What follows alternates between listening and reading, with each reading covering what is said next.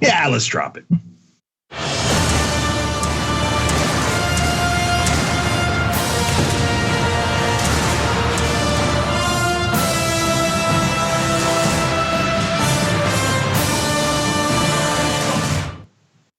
Look, I gotta confess, this power panel might be just a tad too powerful.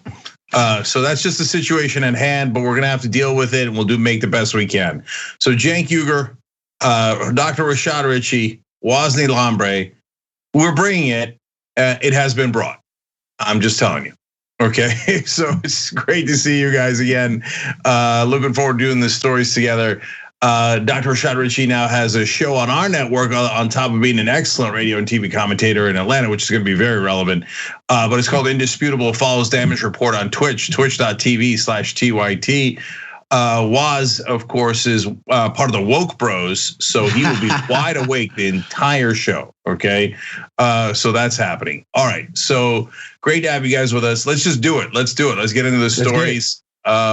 First one is, well, first of all, let me just tell you about all the stories real quick. Republicans, of course, trying to take away voting rights in the most hypocritical ways you can imagine. Of course. And then hypocrisy from Biden as well, especially on the war on drugs. So we got, and that story on the war on drugs, I got amazing facts for you.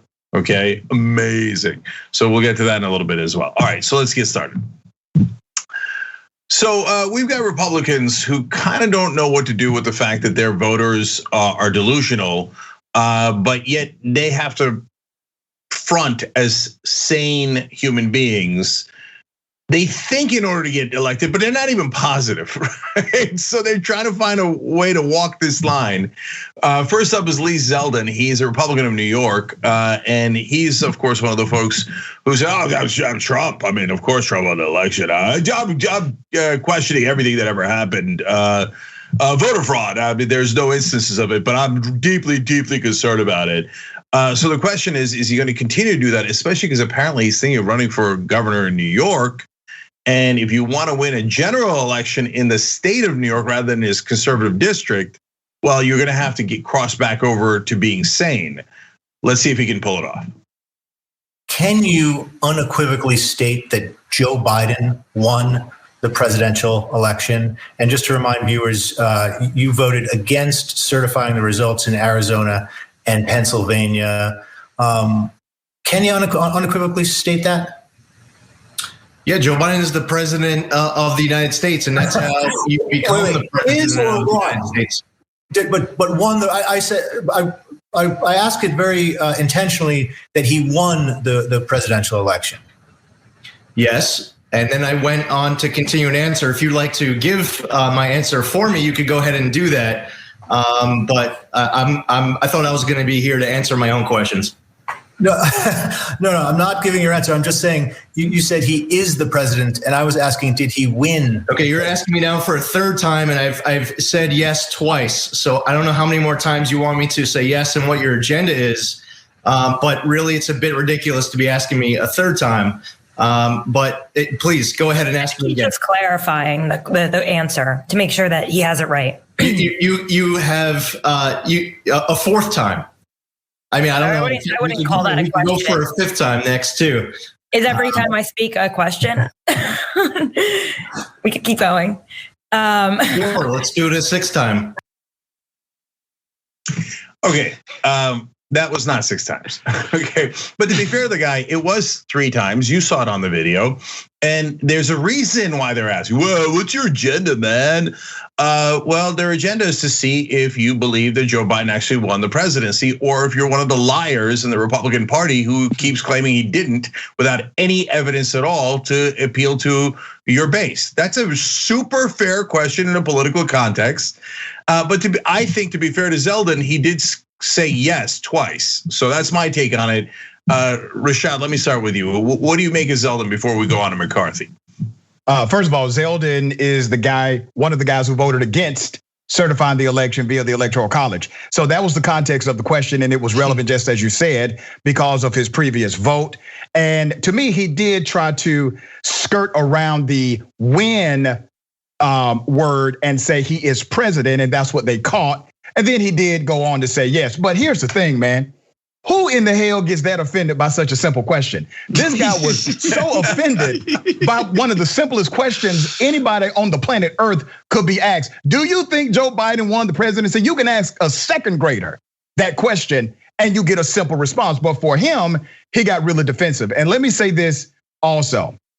This individual really is trying to figure out a way to hold on to the crazies because he wants the voting base associated with those who still proclaim that somehow there was massive voter fraud and Donald Trump should be the legitimate president today. So he's trying to hold on to these guys. And we're in an era right now where politicians are picking the voters and the voters are not picking the politician. And that's what you see happening in the legislation across this country. Yeah, and so I want to be clear, by the way, that was Politico reporter Ryan Lizza who was pressing him, and then another Politico reporter, Tara Palmieri, who jumped in and just wanted to clarify, and then had Zeldin start randomly counting. But Waz, before I get to you, actually, let me go to the McCarthy clips and get your reaction to those, because McCarthy, of course, the leader of the Republicans in the House, even more relevant than Zeldin. Zeldin's in the news because he's thinking of, like I said, crossing over and trying to win a general election in a state, in which case he has to completely change his MO because these are politicians, right? And go from, I don't know what reality is, to, oh yeah, I've always been in favor of reality. So let's go to Kevin McCarthy, and this is an interaction he's having with Manu Raju from CNN. And let's see if he's in the reality-based world. The Iowa race, in your view, what is different between the efforts there to overturn the elections in the House versus Donald Trump's efforts to overturn the elections in Congress that you supported? I disagree with the premise of your question. Okay, so if you challenged Arizona and Pennsylvania, would that have changed and lowered President Biden's numbers below 270? You supported the Texas lawsuit that would have invalidated millions of votes. You ask me questions every week. I just asked you a question.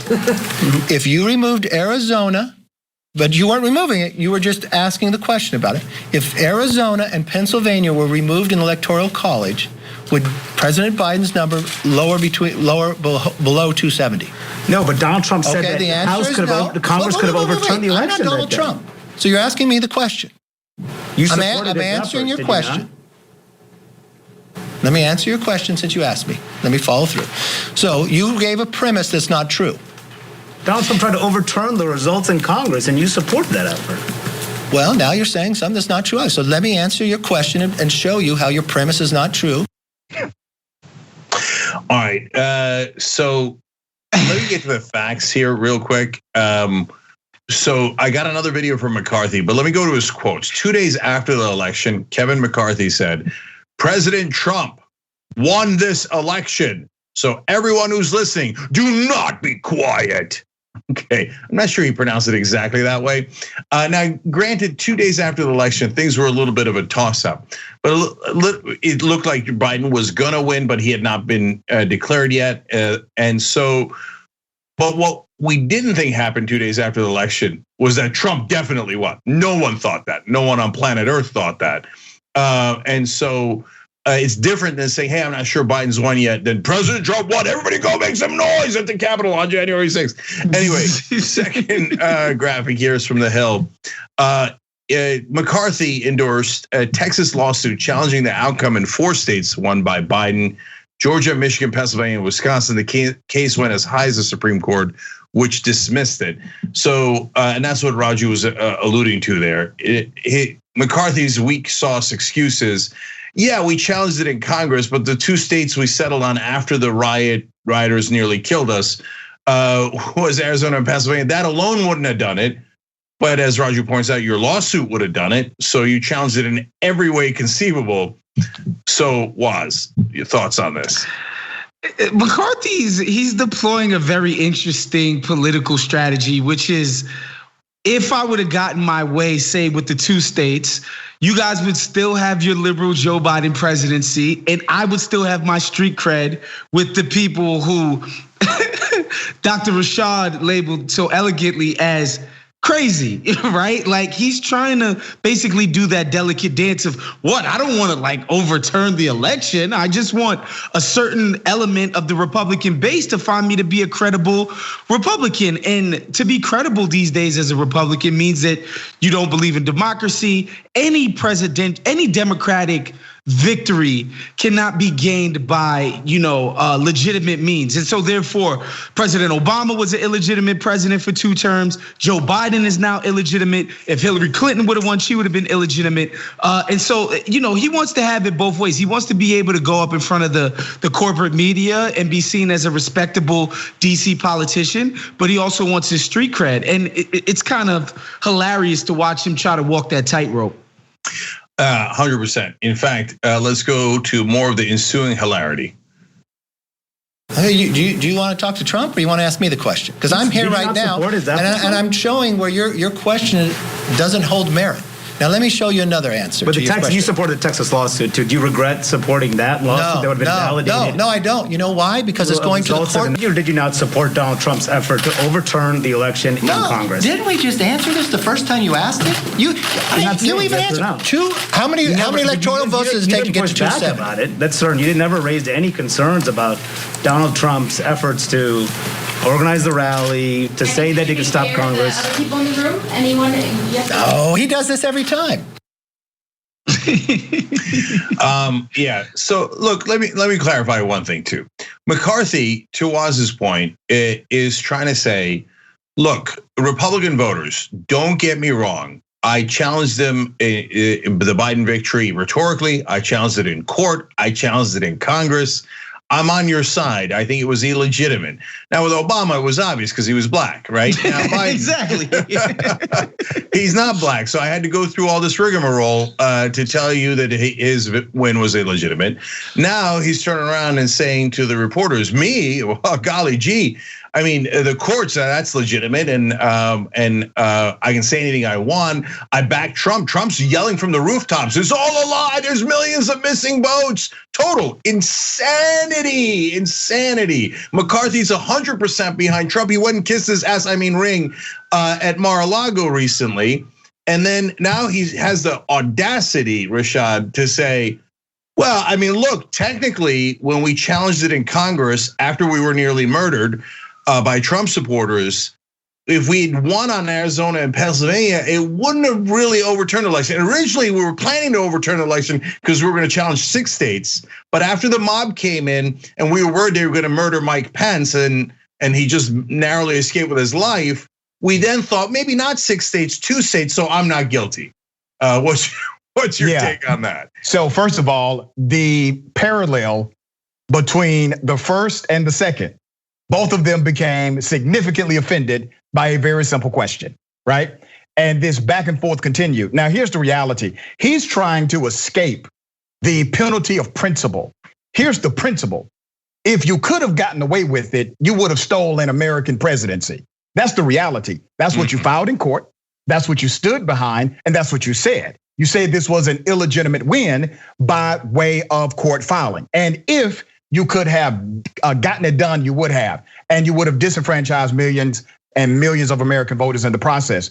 The reality is these individuals are defying medical science by standing up with no backbone. They absolutely cannot state a simple fact and stand on a simple truth. There's a significant difference between what the Republican Party used to be and what we see today. And that de-evolution did not start with Donald Trump. It definitely produced Donald Trump, but it did not start with Donald Trump. And now you have individuals trying to rewrite history during the context of present time. Just imagine that. They're trying to tell you something didn't happen when we clearly know it did. You know, there's an old parable that talks about how every battle that's written about where a man went against a lion, the man won. Well, the reason is because the man got to tell the story, okay? And here's what's happening in front of us. You have men and women of a particular political ideology who are literally trying to tell a different story than the truth that happened. Yeah, Cenk, I want to hit on something that Rashad said because it's very poignant. The Zeldin guy is a guy from Suffolk County, Long Island, my neck of the woods, this is where the Hamptons are, Montauk, et cetera, et cetera. This is basically adjacent to New York City, where a lot of people, a lot of Yanks like myself back in the days, we would like to think of ourselves as, cosmopolitan, sophisticated, yada, yada, yada. And we would condescend to people like Rashad down in Georgia, like, oh, you guys are with the hayseeds. You guys are with the crazy people. You guys are with the hillbillies. And the bottom line is this Zeldin dude represents a district in Long Island, and he's participating in exactly the same crazy rhetoric that anybody, I'm talking about the most stereotypical base GOP voter, would be down with. And I find that to be just fascinating. Yeah, my last thought on this is, look, Bernie Sanders in the 2016 primaries got robbed in 100 different ways, right? So they only did 6 debates. They funneled money from the state DNCs into Hillary Clinton's campaign. It was basically money laundering. The media was brutal to him. I can go on and on and on. But did he win the 2016 primaries? No, he did not win them. That's like 5 years ago. Hillary Clinton won the primaries. She went on to the general election and she lost to Donald Trump. At no point did progressives or Democrats ever deny reality. You could say, hey, look, here's the reasons why he lost. Here's why it was unfair. Here's why it was rigged against him. Here's X, Y, and Z. But never did we say that 2 + 2 = 5.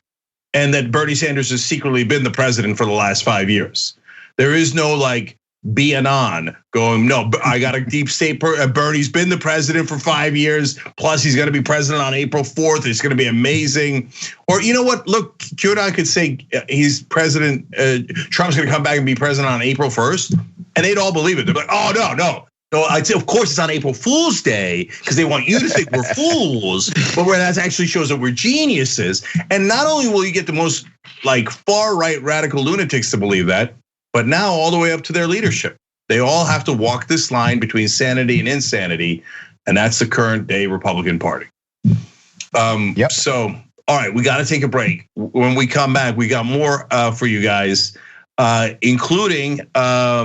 Not only the Georgia story we were referring to and powerful speech there from Reverend Warnock, now Senator Warnock, but also Joe Biden's insane policy on drugs in the White House.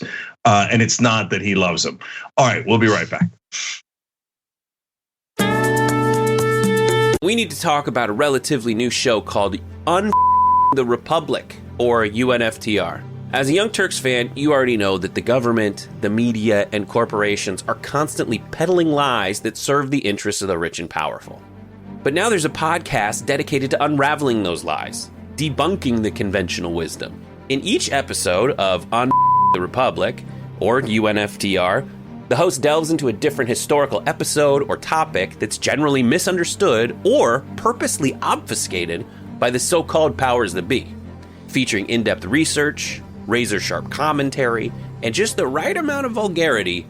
The UNFTR podcast takes a sledgehammer to what you thought you knew about some of the nation's most sacred historical cows. But don't just take my word for it. The New York Times described UNFTR as consistently compelling and educational, aiming to challenge conventional wisdom and upend the historical narratives that were taught in school. For as the great philosopher Yoda once put it, you must unlearn what you have learned. And that's true whether you're in Jedi training or you're uprooting and exposing all the propaganda and disinformation you've been fed over the course of your lifetime. So search for UNFTR in your podcast app today and get ready to get informed, angered, and entertained all at the same time.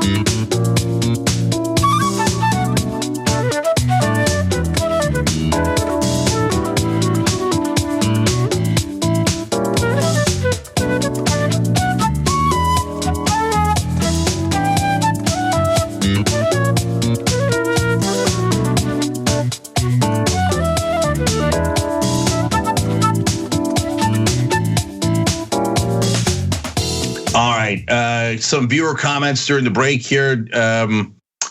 So first of all, let's go to Parker in YouTube Super Chat saying, is this a top 10 all-time TYT Friday power panel lineup? I guess. So that's very nice. We appreciate that. I love this one. Gabby Mathis says, weed has been legalized in Arizona, and at age 66, I will give it a try now. How's that for? Okay, Gabby, I think you're gonna like it. Shh, don't tell Biden. Don't tell Biden. We'll talk about that later. Okay. Folks who just signed up on YouTube right now, Chanel Quinones and Rebecca Glimpf, they hit that join button below, became American heroes. Not a big deal. All right, now I'm going to Twitch real quick. Astro Sekpi is new, but gifted 10 subs on top. Look at that. Coming in strong on Twitch, where you could, of course, check out Rashad's show, Indisputable. Not a big deal. Kind of a big deal, though. Huge deal. In fact, how big it is indisputable. That's right, exactly. So twitch.tv/TYT. The One Way Dragon gifted a sub. Darkhawk gifted a sub. Zuna2 has been with us for 7 months and said, love TYT and everything you give us. Thanks so much for keeping us sane during these trying times. Sharzan75 has been with us for 6 months using Amazon Prime because it's free for you guys if you have Amazon Prime, but we get the money. Enjoy these Bezos bucks, they added, and thank you for all that you do and been watching and listening since 2009. Well, you make this show possible, so we appreciate it. We'll be back.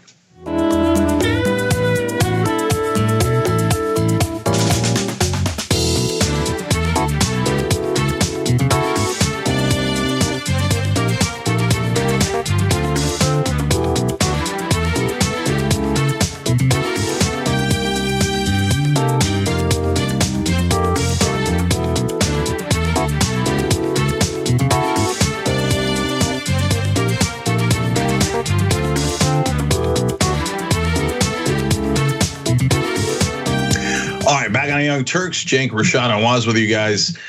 We got more Republican treachery to talk about, but this time Democrats fight back, and you'll see why and how. That's the really interesting part. All right, this story comes out of Georgia.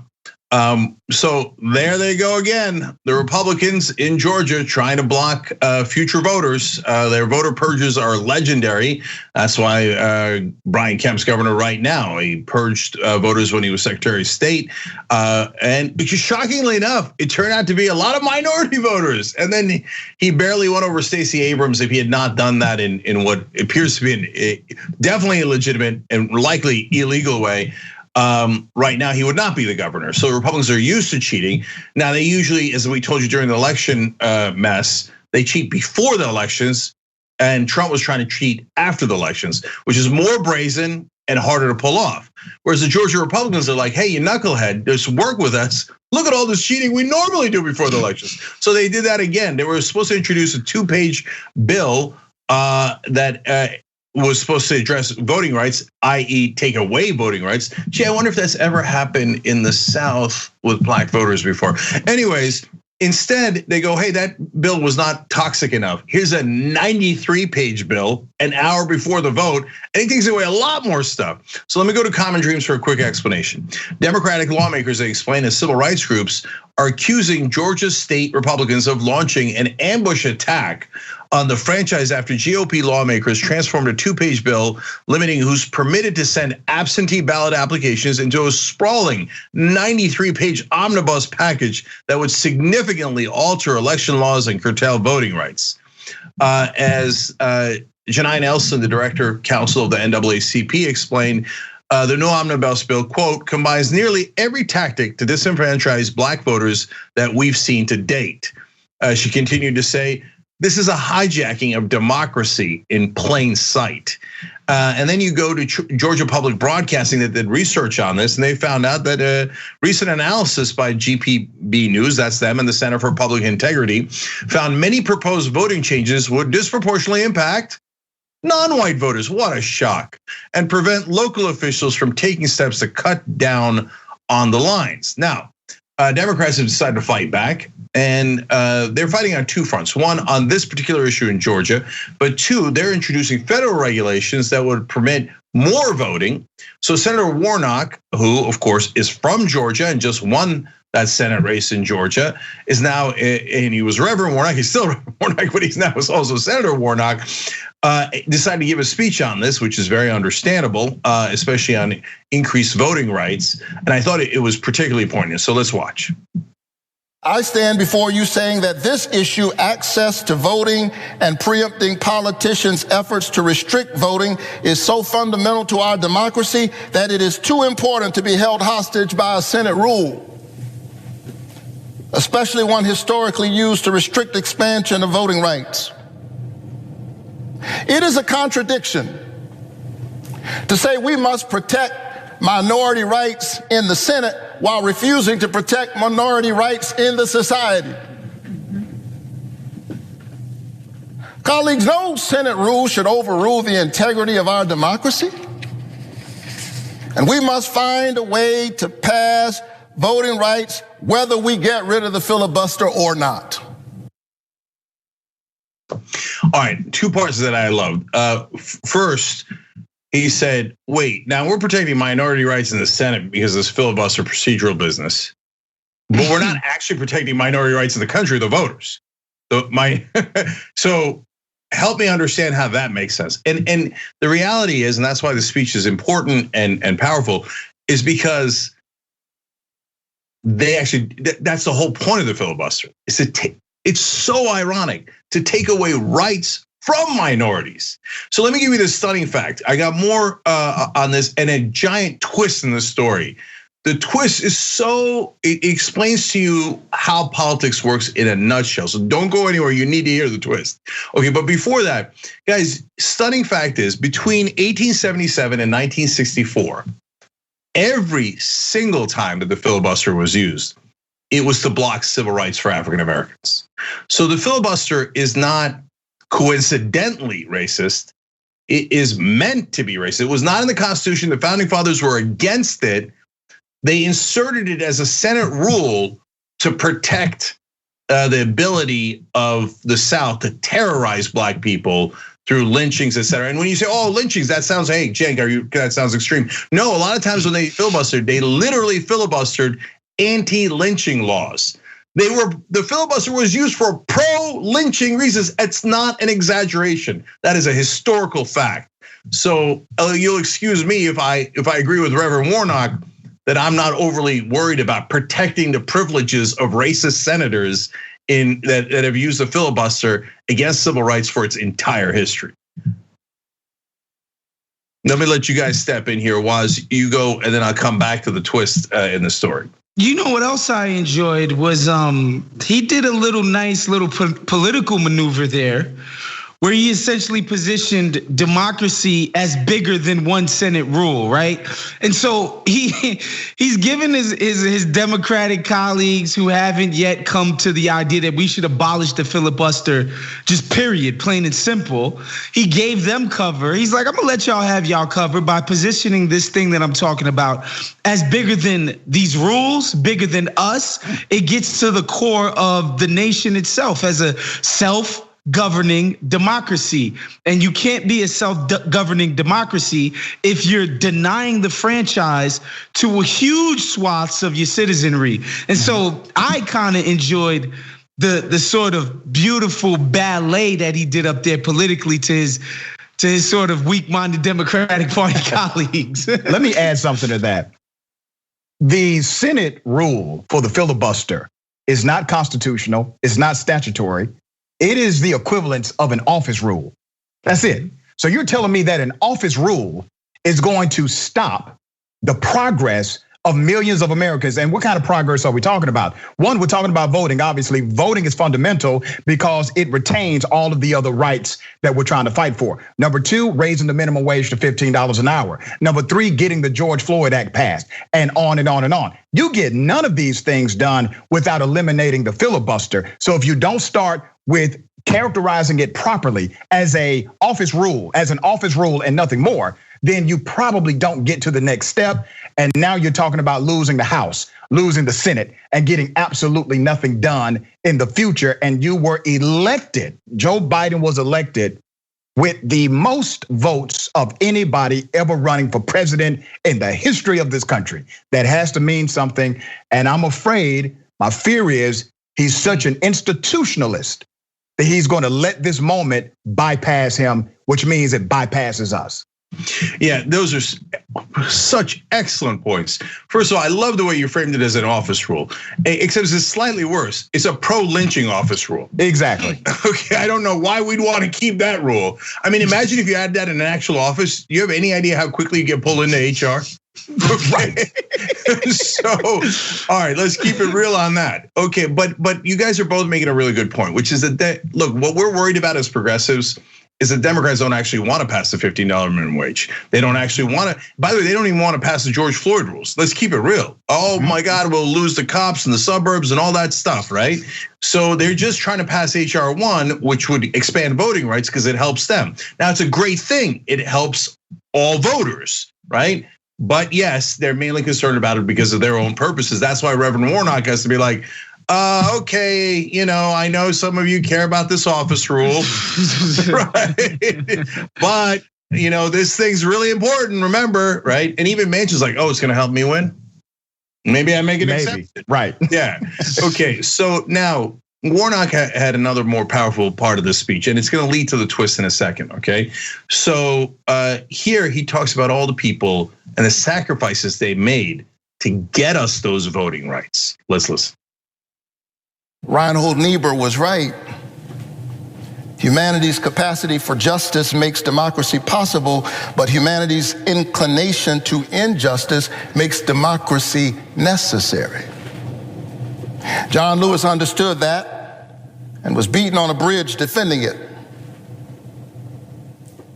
Amelia Boynton, like so many women not mentioned nearly enough, was gassed on that same bridge. A white woman named Viola Luiso was killed. Medgar Evers was murdered in his own driveway. Schwerner, Cheney, and Goodman, 2 Jews and an African American standing up for that sacred idea of democracy, also paid the ultimate price. I love that point so much because so all those folks lost their lives so you can get a chance to vote. Now we're gonna let it slip away because of an office rule. No, that's not gonna stand, okay? So now here comes an unbelievable twist. The Republicans have withdrawn some of the worst parts of this bill in the state of Georgia. Nobody saw that coming. They're probably deeply moved by Senator Warnock's speech. They probably saw all the activists and they were like, oh my God, you guys are right. It was only black people we were targeting. Holy cow, okay? So man, we didn't see that. Thanks for pointing it out. So let's find out why. So we're going to go to the Hill, read Wilson reports. Top Republicans in Georgia state legislature are backing away from a controversial plan to eliminate no excuse absentee voting and to do away with early voting on Sundays after increasing criticism from voting rights groups and hold. Okay, now so far I'm reading this and I'm thinking, these folks never cared about Medgar Evers. They did not. They didn't look at that Warnock speech and grow a conscience. And voting rights groups in Georgia, the Republicans are going to care about voting rights groups in Georgia. I'm like, I cannot wait to see how this sentence ends. Although, if you watch the Young Turks, you know how it's going to end. Here we go. And the state's largest businesses. Say it with me. Of course. So this is how our so-called democracy works. I'll add one last line from the bottom of the article. Atlanta-based Coca-Cola and Home Depot publicly opposed the new restrictions proposed in the Republican-sponsored bills. And voila, all of a sudden they're gone. So Dr. Ritchie, you're from there. Is Coca-Cola and Home Depot the most powerful things in the state of Georgia?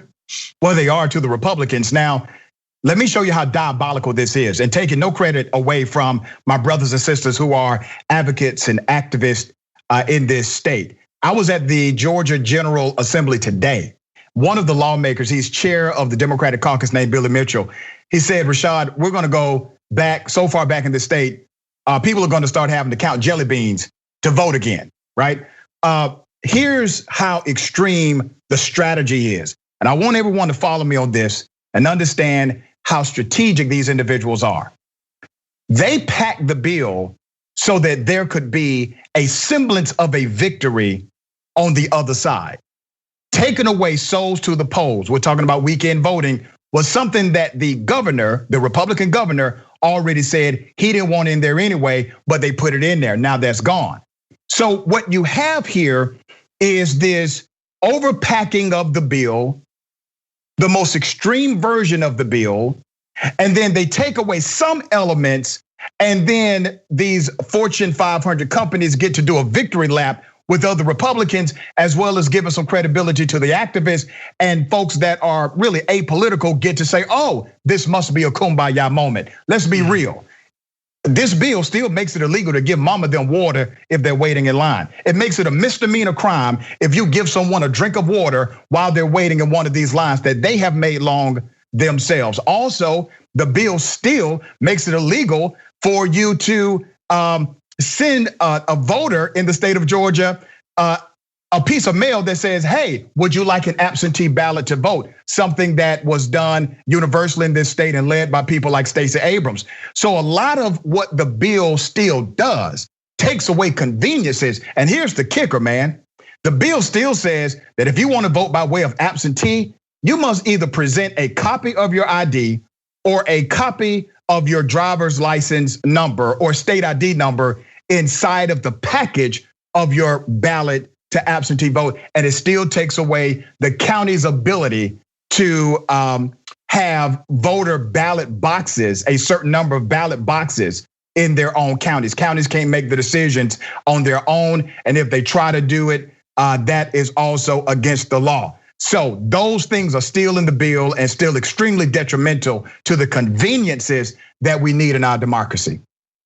Yeah, look, while we're having a coconut smile about corporate America, while we're having a coconut smile about how corporate America is helping us get to the right goal here a little bit. And by the way, part of the reason I think that the Tucker Carlsons and the Fox News of the world are starting to turn against corporate America, like they're seeing corporations go, yeah. At TYT, we frequently talk about all the ways that big tech companies are taking control of our online lives, constantly monitoring us and storing and selling our data. But that doesn't mean we have to let them. It's possible to stay anonymous online and hide your data from the prying eyes of big tech. And one of the best ways is with ExpressVPN. ExpressVPN hides your IP address, making your activity more difficult to trace and sell to advertisers. ExpressVPN also encrypts 100% of your network data to protect you from eavesdroppers and cyber criminals. And it's also easy to install. A single mouse click protects all your devices. But listen, guys, this is important. ExpressVPN is rated #1 by CNET and Wired magazine. So take back control of your life online and secure your data with a top VPN solution available, ExpressVPN. And if you go to expressvpn.com/TYT, you can get 3 extra months for free with this exclusive link just for TYT fans. That's expressvpn.com/TYT.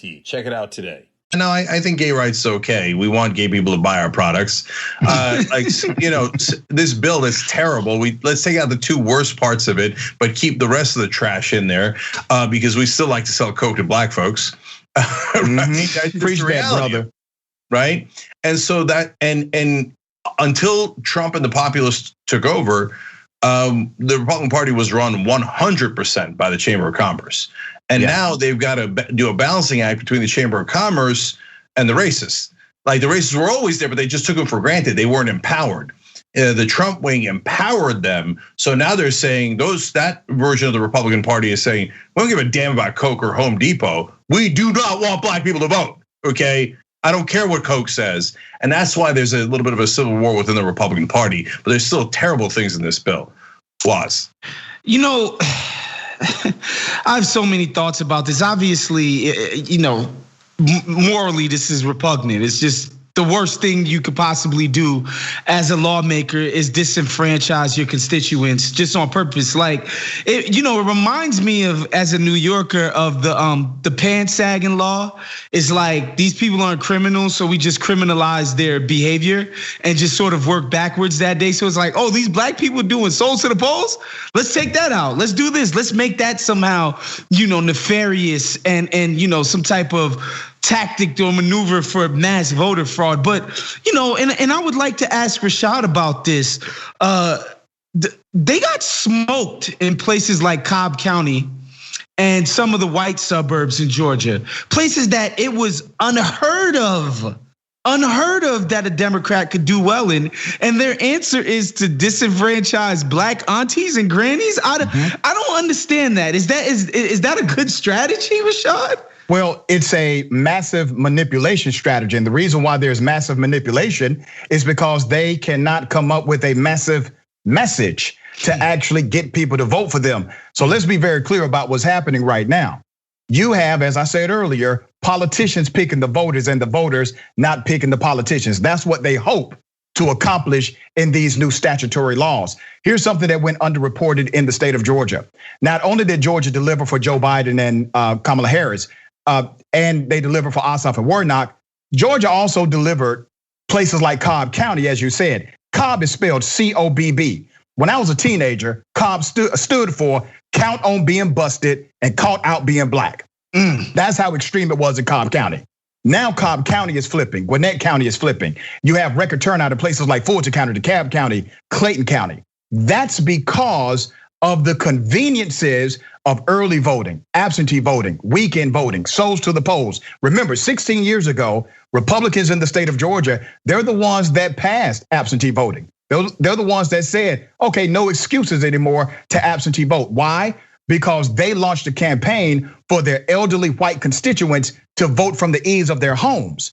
That's why they said it was all good. Until black folks learned how to do it, progressives learned how to do it, young folks learned how to do it, members of the LGBTQ community stood up and did it in record numbers. Now all of a sudden there's a voter integrity issue. And here's the icing on the cake. The people leading this charge said there was no voter fraud. The governor of Georgia said no voter fraud took place. The Secretary of State, Raffensperger, the chief elections officer, said no voter fraud took place. However, they're making laws to address massive voter fraud in the state of Georgia. They are literally legislating on lies in order to appease a demographic based on rumor, conjecture, and insane conspiracy theories. No way to run a government. That's no way to even run your own household. And that's how our leaders have decided to take leadership during this time in our democracy. Right, and remember everybody, during the Jim Crow era, they also had plenty of excuses for not letting black people vote. It's not like they just said, no, we're just not going to. They said, oh my God, they gotta pay this and they have to do that. Right. They always had excuses. This is just a new Jim Crow with new excuses. So, all right, we gotta take a break here. When we come back, apparently the ganj is not allowed in the White House. So we're gonna talk about the hypocrisy of that, and the details of it will bother you. So come back and get bothered. How's that for a tease?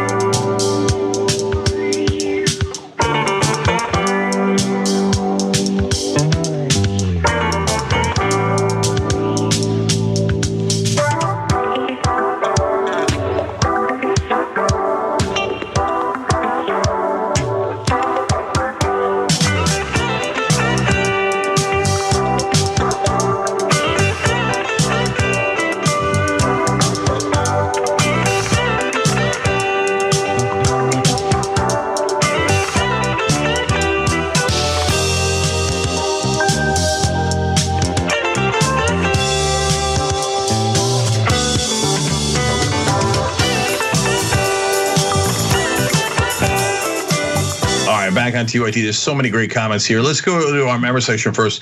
Lulubell321 says, "Hey, Cenk, just wanted to wish you a happy 51st birthday on Sunday." Well, thank you. I appreciate it. Happy birthday. Thank you, guys. I remember your birthday because it's my birthday too. I'll be 50. I've been a member now for 3 years after getting the membership for myself for my birthday.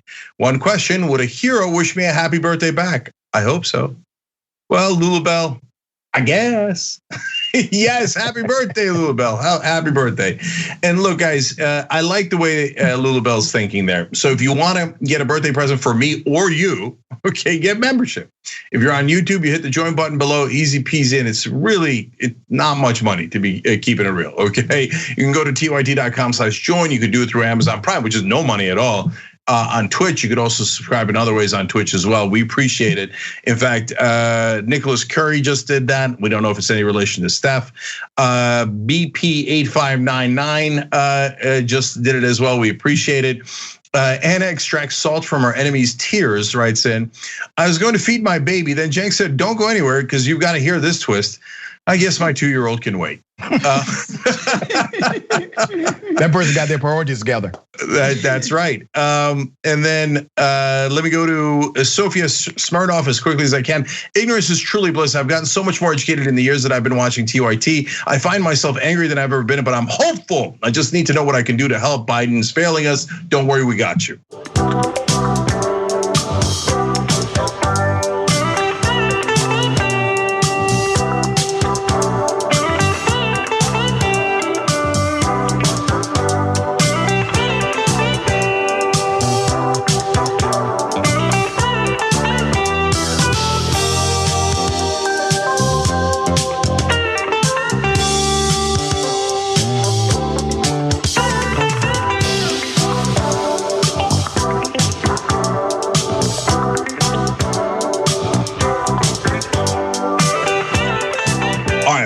Turks, Cenk, Rashad, and Waz with you guys today. Hell of a show.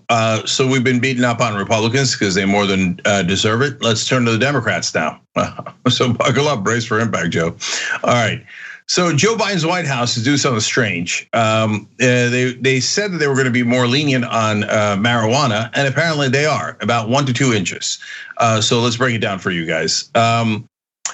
According to Daily Beast, dozens of young White House staffers have been suspended, asked to resign, or placed in a remote work program due to past marijuana use. Oh my God. Oh, and look, I don't know if anybody's been fired over having a Coors Light back in 2017 or 2007, but that'll probably be next because this is scary times, man. So let's see what else is in this disastrous plan. Daily Beast continues. The policy has even affected staffers whose marijuana use was exclusive to one of the 14 states and the District of Columbia where cannabis is legal. Oh, great, they got fired for doing something legal. Okay, sources familiar with the matter also said a number of young staffers were either put on probation or canned because they revealed past marijuana use in an official document they filled out as part of the lengthy background check for a position in the Biden White House. They, of course, made the mistake of being honest in Washington. That is a mistake you usually do not recover from. So then we continue. In some cases, staffers were informally told by transition higher-ups ahead of formally joining the administration that they would likely overlook some past marijuana use, only to be asked later to resign. Oops. Okay, just kidding, right? Like, oh, come this way. Oh, you smoked back in '87. Obama did it too. Who cares? Oh, I got you. You're fired. What? What in the world is going on? So former White House staffer said this to Daily Beast. The policies were never explained. The threshold for what was excusable and what was inexcusable was never explained. So now they gave this weak sauce explanation that I'm going to get to in a second. But I want you to understand the overall rules, because Biden thinks he's being lenient by not firing anyone and everyone who's ever even looked in the direction of a plant that's green, right? Oh, broccoli, back in '80s, no, gone, right? So the current rules are for the FBI, an applicant can't have used marijuana in the past 3 years. Okay. At the NSA, it's only 1. Are they not merciful? The White House, however, largely calls its own shots. And the shot that they called is yeah, no, we're gonna fire you guys. Now, Jen Psaki, the spokesperson, says, oh, look, only 5 people were fired technically for this. She doesn't say how many were never accepted in the first place, which is the majority of the problems, because they fill out the application and then later they go, psych, you filled it out and said you once did marijuana. Why did you bother having them fill it out? Why were you trying to hire these folks? This is so stupid. They explain, no. They say, this decision was made following intensive consultation with career security officials and will effectively protect our national security, oh, thanks God, while modernizing policies to ensure that the talented and otherwise well-qualified applicants with limited marijuana use will not be barred from serving the American people. So, Waz, again, I'm gonna give you the background on Biden and why he's the worst on war on drugs in a second. But in this particular case, help me try to understand, what are they doing? I mean, what's the point of this half measure? Well, if you have these junior staff members, at these entry level positions, too busy eating Doritos and Twinkies, and not saving us from ISIS, you could have disaster on your hands, Cenk. That's all I can think of. I can't understand this level of, just puritanical, authoritarian approach to staffing the government, while we're having every single state damn near be like, look, we're done criminalizing this weed thing. We've established that it has medicinal uses. We've established that it's much better for people than the crap that the pharmaceuticals companies are peddling. We've established all these things to be fact. It's not even theoretical anymore. But yeah, the Biden administration wants us to think that these kids might have too many edible brownies. Yeah, and Rashad, look, this is also a civil rights issue. It's not that black folks smoke marijuana any more than white folks do. They smoke at the same exact rate. Just coincidentally, of course, blacks happen to get arrested 4 times the rate of white people for smoking marijuana. And yet we have a Democratic administration with a black vice president who won because of black voters, now telling us they're going to continue to be draconian, but only 90% draconian of Trump on this marijuana issue with their own staff. Yeah, this is quite sad, and let me be very clear, the administration is effing up on this one. Let's look at what you just brought up as a civil rights issue. Yes, marijuana use is statistically the same between black communities and white communities. However, there's something called prosecutorial discretion. And the first prosecutor is the cop that shows up at your door. And if that cop says, listen, it's just minor marijuana, we're not even going to arrest you for it, just calm down, take a chill, let's drive you to another location if there was an incident, then that person never gets charged, that person never gets arrested. But statistically, the black person will see a judge almost every time in that situation. Let's also talk about how ironic this is and hypocritical this is. You mean to tell me that President Barack Obama can be president, but he could not have been a junior White House staffer? You mean to tell me that Bill Clinton could be president, but under these rules could not have been a junior White House staffer? And this goes back to the institutionalism of Joe Biden. Remember, he's old wine in a new wineskin. That's what he is. And he's desperately trying to figure out how to be a leader during this time. On something like this, he needs to sit back and let others kind of figure out, who are progressive, figure out how this policy should work. Nobody should be penalized for having marijuana use. As a matter of fact, the moral of the story is, if the government asks you to fill out a document and they're requiring you to submit information about prior drug use, lie. That's the only moral of this story at this point, because this is what happens when you have to fill out something that you feel empowered and safe because they have lured you into this false sense of security and they have campaigned on this new reality as it relates to marijuana use in America. And all of a sudden, we see exactly what we see: an institutional approach that bears no weight in how a person actually performs their job at this level. Rashad, that is such a brilliant point about Obama and Clinton. I had not thought about that. The hypocrisy. Don't forget W, Cenk. We got put W in there. Was W was doing something a whole lot more than marijuana, brother.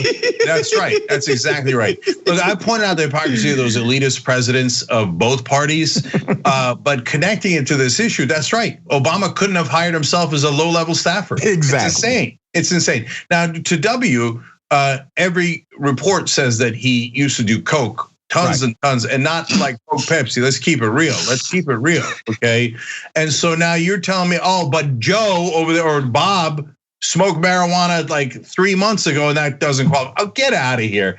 And so the hypocrisy unbelievable. But speaking of which, now Joe Biden, during the campaign, when his son was brought up, said, don't judge him because he had some serious drug issues. And I agree with Jesus, right? Man. But now he's turning around and judging people with far less than not even any issues. Yeah, and I was really proud of Joe when he said that about his son, because that to me, that's the human approach. That's the compassionate approach. That's the approach that you and I and everyone else here would take. And I was proud of him in that moment, not proud of him in this moment. That's exactly right. But the problem is Joe Biden a lot of times acts like a Republican. Well, if it happens to me, then I've got empathy, right? If it happens to you, not as much empathy. In fact, that brings me to who started a war on drugs in the first place. And believe it or not, the factual, correct, empirical answer is Joe Biden. Yeah. Okay. So now Nixon had a huge role in it, no question about it. And then it falls into a little bit of a lull. And Joe Biden then pushes first Jimmy Carter, then Ronald Reagan. And Reagan won't even sign the draconian bill Biden co-authored with Strom Thurmond. And he says, no, Reagan says it's too right wing. And then Biden pushes George Bush Sr. to sign the bill. Now, let me give you some context with a brilliant story that The Intercept did.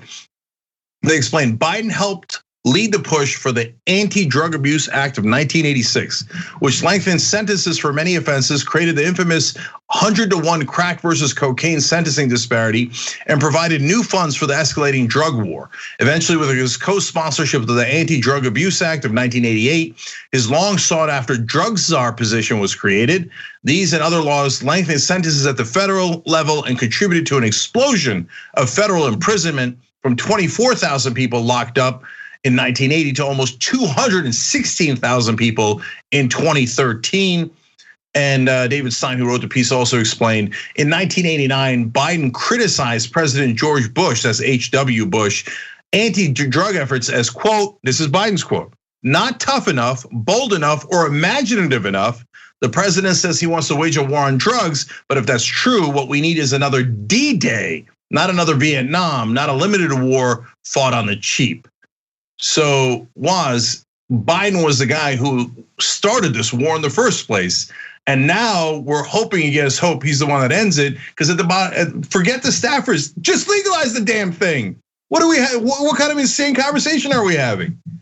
Yeah, it's the Democratic Party freaking just hypocrisy just distilled. This is supposed to be the party of compassion. This is supposed to be the party of normal, everyday people. These are young people who are like that. They're interested, talented young people would be interested in service at all. Should be applauded and should be encouraged. Instead, like I'm supposed to believe that smoking a doobie is the end of the world. I can't believe this. Yeah, Rashad, I'm gonna give you the last thought here, but this pace of change is too gradual. It's not even a tranquilizer. Ironically, with war on drugs, they're using the tranquilizing drug of gradualism, as Dr. King said, on this level of change. So, are we ever going to get a Democratic Party that actually takes action? You will. You will eventually get it. But here's what may happen. You're going to have people so irritated by the process of gradualism, by these massive promises, and then the under-delivery of those massive promises. The Democratic Party itself is going to transition into a whole new party. Thank God. And let's be very clear about why we're here in the first place. Bill Clinton significantly slowed down the progression of the Democratic Party. When he got elected, he became the moderate of moderates. All right. There was a time when bipartisanship was actually a decent word. It's not during a time of unprecedented tribalism in politics, the party of no, no, no. And I want to remind everyone, that stimulus check that millions of Americans are getting, those unemployment benefits that are extending, the Senate didn't give you that. Democrats in the Senate gave you that. Republicans didn't want to give you that. And there are some Democrats that really didn't want you to have that. And until we get rid of those individuals, we will never have true progress in this nation. We need something done, and we need it done in a massive way. And Joe Biden, he's dragging his feet. He's trying to work with the other side, and this is not the era for that. Seems to be tripping over it, if you will. All right, Waz is going to stay with us. Rashad's got to go. David Schuster is going to join us next. Everybody check out Indisputable, Rashad Ritchie's show on our network on twitch.tv/TYT. I need you to check that out. And I am trying to give you, it's after damage report, by the way, guys. I just want to give you the time on it. And it's on Mondays, okay? So, Rashad, thank you so much. And thank you both. Yep, and we'll be right back. Thanks for listening to the full episode of The Young Turks. Support our work, listen ad-free, access members-only bonus content, and more by subscribing to Apple Podcasts at apple.co/TYT. I'm your host, Cenk Uygur, and I'll see you soon.